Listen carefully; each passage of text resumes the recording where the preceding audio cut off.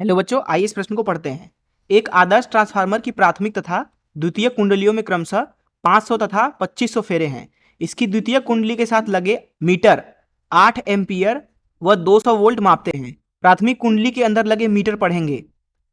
पहला ऑप्शन है 100 volt 16 ampere, दूसरा ऑप्शन है 160 वोल्ट 10 एम्पियर, तीसरा ऑप्शन है 40 वोल्ट 40 एम्पियर, चौथा ऑप्शन है 80 वोल्ट 20 एम्पियर। आइए इस प्रश्न की मुख्य अवधारणा की चर्चा करें।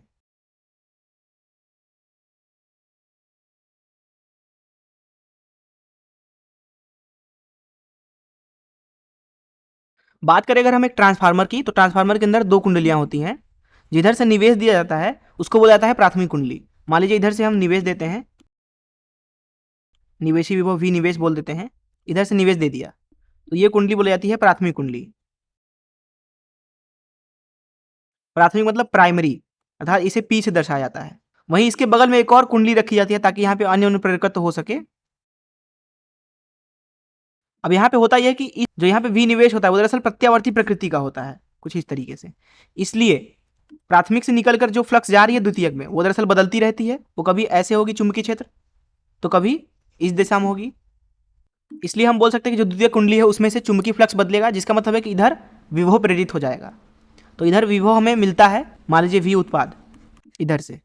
यह भी उत्पाद जो होता है वो भी प्रत्यावर्ती प्रकृति का होता है। और ये दूसरी कुंडली हो गई द्वितीय कुंडली।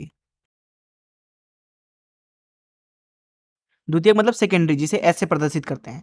मान लीजिए प्राथमिक में लपेटों की संख्या एनपी है, द्वितीयक में लपेटों की संख्या एनएस है। अभी के लिए मान लीजिए निवेश में धारा इस तरीके से है, हालांकि इसकी दिशा बदलती रहेगी, लेकिन मान लेते हैं कि अभी इस दिशा में है।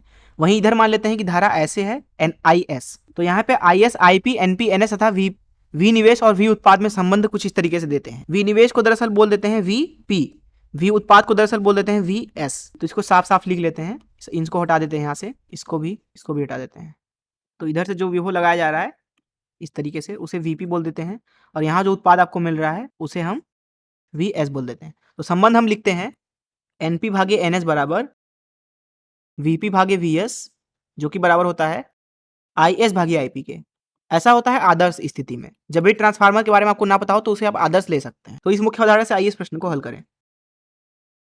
यहाँ इस प्रश्न में बोला है कि एक आदर्श ट्रांसफार्मर की प्राथमिक तथा द्वितीय कुंडली में क्रमशः 500 तथा 2500 फेरे हैं। प्राथमिक में 500 फेरे हैं, द्वितीयक में 2500 फेरे हैं, अर्थात एनएस का मान 2500 है। बोला रहा है इसकी द्वितीय कुंडली के साथ लगे मीटर 8 एम्पियर व 200 वोल्ट पड़ते हैं। अर्थात यहाँ पे जो आई एस है वो दरअसल कुछ और नहीं बल्कि 8 एम्पियर है, तथा यहाँ पे जो वी एस है वो दरअसल है 200 वोल्ट। प्रश्न में बोला जा रहा है प्राथमिक कुंडली के साथ लगे मीटर पढ़ेंगे, अर्थात हमें पता करना है कि प्राथमिक विभव कितनी है, अर्थात वीपी कितना है और आईपी कितना है। तो मुख्य अवधारणा से सूत्र का इस्तेमाल करें तो हम लिख सकते हैं एनपी भागे एनएस बराबर वीपी भागे वीएस। तो यहां से हम लिख सकते हैं वीपी का मान हो जाएगा एनपी भागे एनएस गुणे वीएस। तो यहां से वीपी का मान मिल रहा है वीपी बराबर एनपी भागे एनएस। एनपी का मान है 500, एनएस का मान है 2500 गुणे वीएस जो कि है 200, यहां रख देते हैं।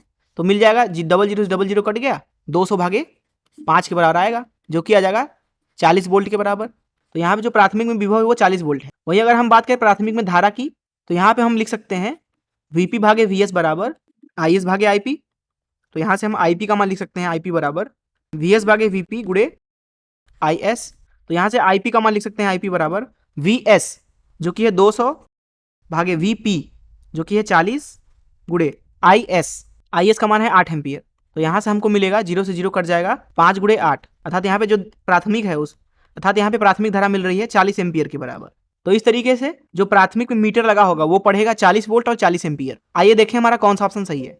यहाँ पे आप देख सकते हैं कि सी ऑप्शन में दिखा रहा है 40 वोल्ट और 40 एम्पियर, यही इस प्रश्न का उत्तर हो जाएगा। मैं आशा करता हूँ कि आपको इस प्रश्न का हल जरूर समझ आया होगा।